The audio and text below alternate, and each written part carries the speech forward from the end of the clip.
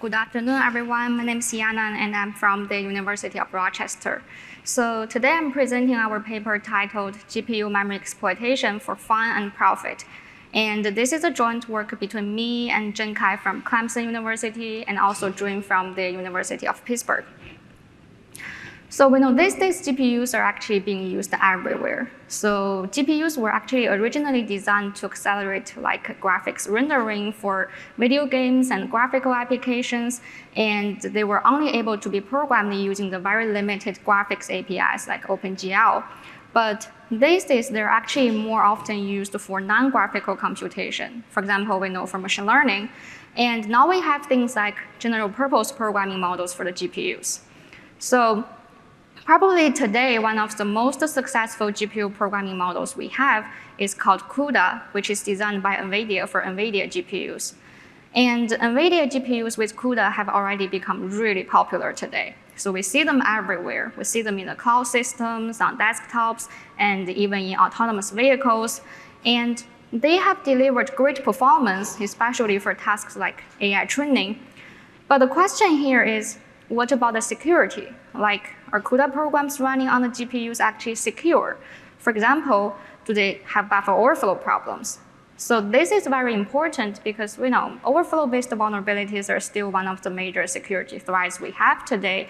And since GPUs are being more and more frequently used, we need to know whether it's possible to have buffer overflow and to exploit buffer overflow in CUDA programs, especially given that CUDA is basically an extension of C and C++, which we know are memory unsafe. So in this paper, we try to figure this out. So specifically, we first analyze the GPU memory system, which is very different than the ones on the CPUs. For example, GPU actually features multiple memory spaces. So we need to know like how different spaces are maintained, how addressing works, and also how data are accessed. So that's the first part. And then we study the overflow problems. So we study to what extent can overflow happen. For example, can it go across different memory spaces? And after that, we investigate how the attacker can potentially exploit the overflow vulnerabilities in a CUDA program, a GPU program.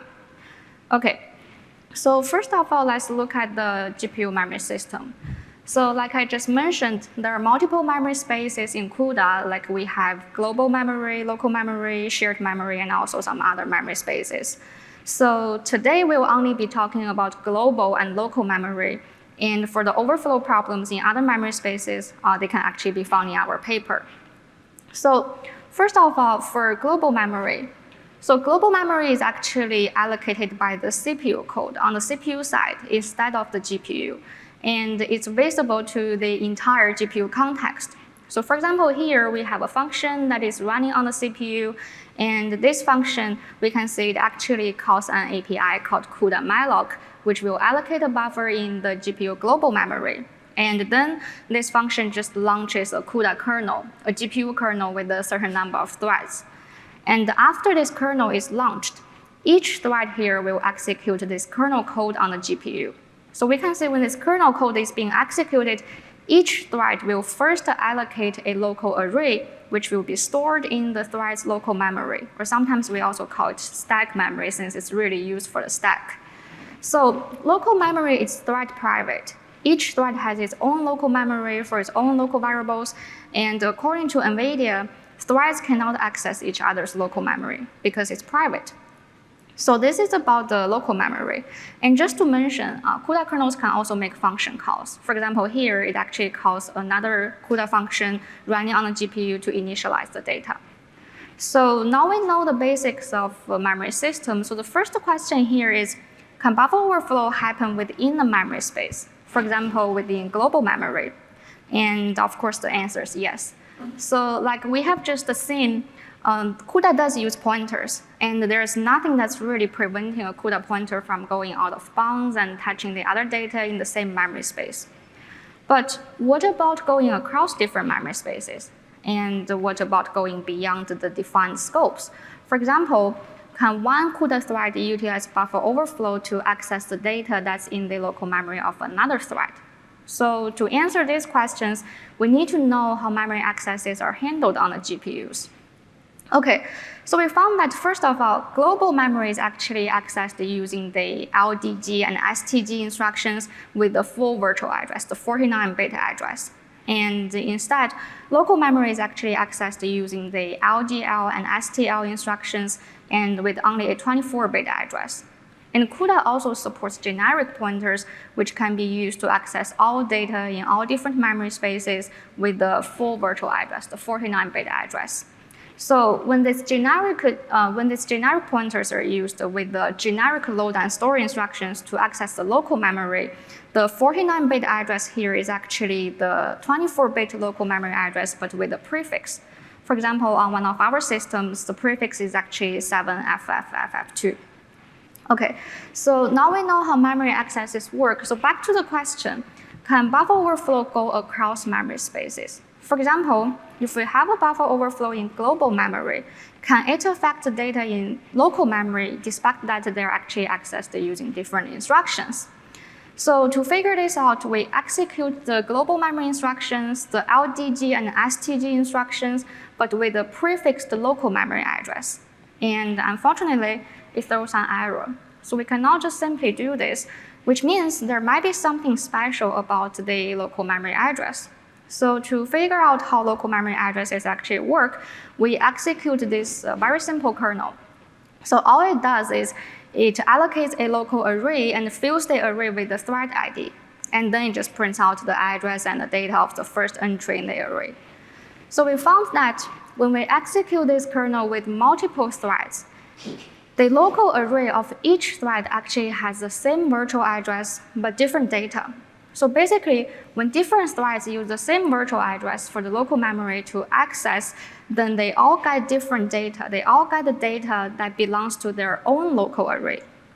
So this design actually guarantees that the local memory is thread private. But at the same time, we're also wondering, how is this even possible? Like, how could the same virtual address be used to access different data at different memory locations? So now we want to know which physical address is this virtual address actually mapped to. So to answer this question, we dumped out the entire GPU memory, and then we identify the GPU page table, which is stored in the memory. And then we searched through the page table, and we found that this virtual page is actually not mapped to any physical page. It's not really valid. But the problem here is the physical page that contains the local arrays is actually there in the memory. So now we want to know which virtual page is actually mapped to this physical page. So we scanned the GPU memory, we found the physical page that contains the local arrays, and then we searched through the page table, and we found that another virtual page, which seems completely unrelated to the one we printed out, is actually mapped to this physical page. And accesses using addresses in this virtual page actually are not affected by the thread ID. So they're just normal. So basically, any thread with this virtual address will get ARR0 of thread 0, and any thread with this virtual address will get ARR0 of thread 1, and so on and so forth. So basically, with these virtual addresses, different threads can actually access each other's local memory, so it's no longer private. And back to our question, so can buffer overflow go across memory spaces? So this time we execute the global memory instructions, the LDG and STG instructions with the real local memory address. And this time these instructions actually execute without any error. So they can actually touch the local memory of any threads. So basically it means when we have a CUDA thread and this thread has an out-of-bound operation in global memory, it might be able to touch the data of the local memory of any active CUDA thread. So beyond the defined scope and across memory spaces. And again, for more buffer overflow scenarios, please refer to our paper. Okay, so now we know that buffer overflows do exist in CUDA programs, but how can the attacker actually exploit them? For example, can the attacker do code injection? Well, very surprisingly, but the answer is yes. So we found that on GPUs, all pages are executable, including the stack and all the data buffers. And after checking the page table, we didn't even find an executable bit in the page table entry. So that is one thing. And also we found that on GPUs, all code pages are writable. So there is a read-only bit in the page table entry, and it seems like the GMMU does check this bit during address translation, but unfortunately, it's just never set. So these features actually allow the attacker to just either modify the code or execute the data buffer filled with arbitrary code when there are things like stack overflow. So yes, the attacker can do code injection. So what about code reuse? Like, what about ROP? Well, unsurprisingly this time, but the answer is also yes.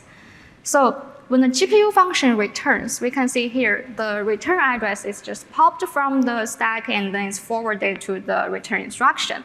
So we scan the GPU memory to look for code sequences ending in these instructions for ROP gadgets, and we found that the libcuda library, the closed source, the driver API library that's loaded for every CUDA context actually contains about 50 ROP gadgets. And fortunately, other common CUDA libraries like Cuda and Cuda, they do not contain any ROP gadgets because they're so optimized that they do not push the return address on the stack. They just keep it in a register. But even with just the libcuda, we already have very useful gadgets like memory read and write gadgets. So yes, the attacker can do code reuse as well. So with these exploitation methods, what can the attacker really do in practice? So here's an example. So if we have like a machine learning service running in the cloud on the GPU, and whenever there's a user request from a remote user, it triggers machine learning inference and sends the result back to the remote user. So in a scenario like this, if a user request triggers a buffer overflow error on the GPU and modifies the model parameters stored in the GPU memory, then all future requests from any future users will be corrupted because those model parameters are not reloaded every time when we launch a kernel. They actually just stay in the GPU memory. So yeah, it's very dangerous. And again, for more details about this attack example, please see our paper. Okay, so to quickly sum up, so in this paper, we analyzed the GPU memory system, and we studied the overflow vulnerabilities within the memory space and also across memory spaces, and we investigate the exploitation methods. So we show that the one that works on the CPUs also works on the GPUs, and the one that does not work on the CPUs anymore still works on the GPUs. So that's all I have here, and thank you.